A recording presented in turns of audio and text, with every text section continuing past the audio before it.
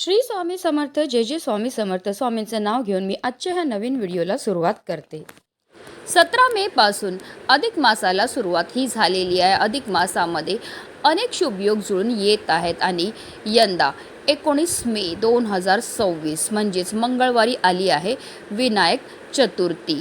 विनायक चतुर्थीला अंगारक योग जुळून येत आहे। अंगारकी विनायक चतुर्थी हा योग वारंवार येत नाही। विनायक चतुर्थी मंगळवारी आली की तिला अंगारक योग असलेली चतुर्थी म्हणतात। अंगारक म्हणजे मंगळ ग्रह जो निखाऱ्यासारखा लाल भडक दिसतो। त्याने भारद्वाज ऋषींकडून गणेश मंत्र घेतला आणि गणरायाची उपासना केली। त्याच्या उपासनेने प्रसन्न होऊन बाप्पांनी त्याला आशीर्वाद दिला की माझ्या जन्माची तिथी चतुर्थी होती, म्हणून मंगळवारी येणारी चतुर्थी तुझ्या नावाने अर्थात अंगारकी चतुर्थी म्हणून ओळखली जाईल। अमंगळ समजल्या जाणाऱ्या मंगळ ग्रहाला ज्या वरद विनायकाने पावन केले त्या विनायकाने आपलाही उद्धार करावा, या हेतूने अंगारकी चतुर्थीचे व्रत हे केले जाते। वर्षभरातील सर्व चतुर्थी व्रत केल्याचे फळ मिळते। शिवाय मंगळ ग्रहाची आणि खुद्द गणरायाची आपल्यावर कृपादृष्टी होते। गणपती बुद्धीचे देवता आहेत। गणपती हे वैश्विक देवता आहेत। गणेश ही प्रेरणा देणारी देवता आहे।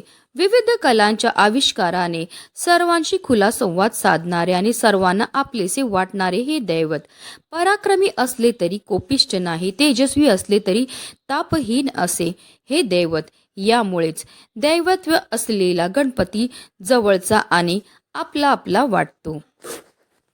कोणत्याही शुभ कार्याची सुरुवात, नवीन कामाचे प्रारंभ प्रथमेश विघ्नहर्ता गणपती बाप्पांच्या पूजनाने केली जाते। चतुर्थीचे व्रत केल्यास कोणतेही संकट येत नाही अथवा संकट आले त्याचे निवारण होते अशी मान्यता आहे। माता आपल्या मुलांच्या उज्ज्वल भविष्यासाठी, पतीच्या दीर्घायुष्यासाठी हे व्रत आवर्जून करतात। धार्मिक दृष्ट्या हा दिवस अतिशय पवित्र असल्यामुळे या दिवशी काही प्रभावी उपायाने सेवा देखील केल्या जातात आणि म्हणूनच विनायक चतुर्थीच्या दिवशी तुम्ही व्रत नाही केलं तरीही चालेल, पण प्रत्येकाने आपल्या मुलांच्या उज्ज्वल भविष्यासाठी इथे लावा असा एक दिवा। हा दिवा लावल्यामुळे आपल्या मुलांवर कधीही कोणत्याही प्रकारचं वाईट संकट तर येणारच नाही, पण त्यांची प्रत्येक क्षेत्रामध्ये भरभरून अशी प्रगती होणार आहे। तर हा दिवा आपल्याला कुठे लावायचा आहे, कोणत्या वेळेत लावायचा आहे, त्याबद्दल सविस्तर आणि महत्त्वाची अशी माहिती मी तुम्हाला या व्हिडिओमध्ये देणार आहे। तर व्हिडिओ पूर्ण पहा आणि जर तुम्ही माझ्या चॅनलवर नवीन असतील तर चॅनलला सबस्क्राईब करा आणि शेजारी बेल आयकॉन सुद्धा प्रेस करा, जेणेकरून तुम्हाला माझ्या नवनवीन व्हिडिओचं नोटिफिकेशन हे मिळत राहील आणि तुम्ही एक पण व्हिडिओ मिस करणार नाही।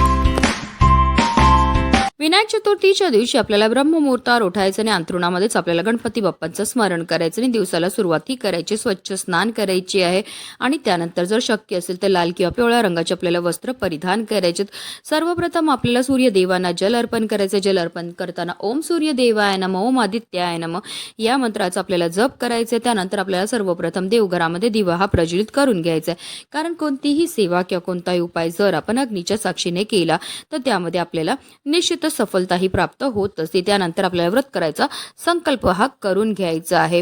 दिवसभर उपवास करायचा आहे। आपल्याला गणपती बाप्पांची षोडशोपचार पूजा करून घ्यायची। आता तुमच्याकडे गणपती बाप्पांची फोटो असेल तर त्यांना स्वच्छ पुसून घ्यायचं, मूर्ती असेल तर तामणामध्ये घ्यायचं आहे आणि त्यांच्यावर आपल्याला जलाभिषेक हा करून घ्यायचा। जलाभिषेक करताना आपल्याला गणपती अथर्व शीर्षमचं पठन करायचं आहे किंवा ओम गणपते नमः या मंत्राचा आपल्याला जप हा करायचा आहे। जलाभिषेक करून झाल्यानंतर आवर्जून हे जे तीर्थ आहे ते आपल्या मुलांना प्यायला द्यायचं। असं केल्यामुळे आपल्या मुलांच्या बुद्धीमध्ये वाढ होते। त्यानंतर गणपती बाप्पांच्या मूर्तीला स्वच्छ पुसून पुन्हा त्यांच्या स्थानावर ठेवायचं आहे। यानंतर आपल्याला गणपती बाप्पांना शेंदूर लावून घ्यायचा आहे। गणपती बाप्पांना दुर्वाच अर्पण करून घ्यायचे। दुर्वा अर्पण करताना आवर्जून आपल्या मनातली इच्छा व्यक्त करायचं आहे। लाल जास्वंदीचं फूल अर्पण करून घ्यायचं आहे। धूप दीप अगरबत्ती नैवेद्य दाखवून घ्यायचं आहे। तुम्ही मोदकाचा नैवेद्य दाखवू शकता की अगदी गुळ खोबऱ्याचा नैवेद्य दाखवला तरीही चालणार आहे। त्यानंतर आपल्याला गणपती बाप्पांची मनोभावे आरती ही करून घ्यायची आहे। तसेच आपल्या मुलांकडनं सुद्धा गणपती बाप्पांना दुर्वा जास्वंदीचं फूल अर्पण करायला लावायचं आहे। मुलांकडनं सुद्धा ओम गणपतये नमः या मंत्राचा जप हा करायचा आहे। दिवसभर आपल्याला व्रत हे करायचं आणि संध्याकाळी पुन्हा गणपती बाप्पांची विधिवत पूजाही करून घ्यायची आहे. विनायक चतुर्थीचे व्रत हे एकादशी व्रताप्रमाणे दोन्ही वेळेस उपवास करून दुसऱ्या दिवशी सोडावे असे शास्त्रात म्हटले आहे. आता जर तुम्हाला उपवास शक्य नसेल तर आपल्याला गणपतीची मनोभावे पूजा अर्चनाही करायची आहे. ओम सिद्धी विनायकाय नमः या मंत्राचा जप करून व्रतपूर्ती करावी.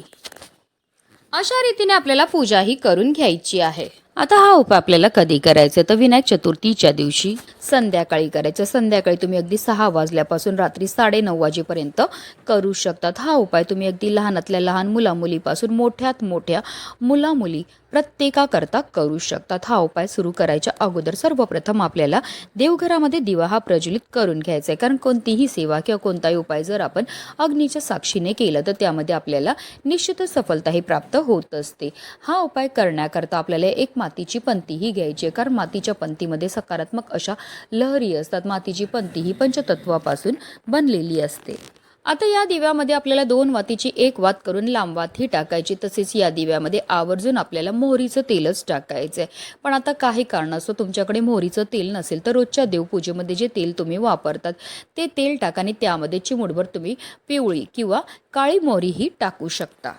आता एक प्लेट घ्यायची आणि प्लेटवर आपल्याला हळद, कुंकू आणि तूप या तिघांना एकत्र करायचं आणि त्यापासून एक स्वास्तिक बनवून घ्यायचं आणि त्या स्वास्तिकवर हा जो दिवा आपण तयार केलेला आहे तो प्रज्वलित करून ठेवायचा आहे. आता ही प्लेट उचलून आपल्याला आपल्या देवघरामध्ये असणाऱ्या गणपती बाप्पांसमोर ठेवायची आहे.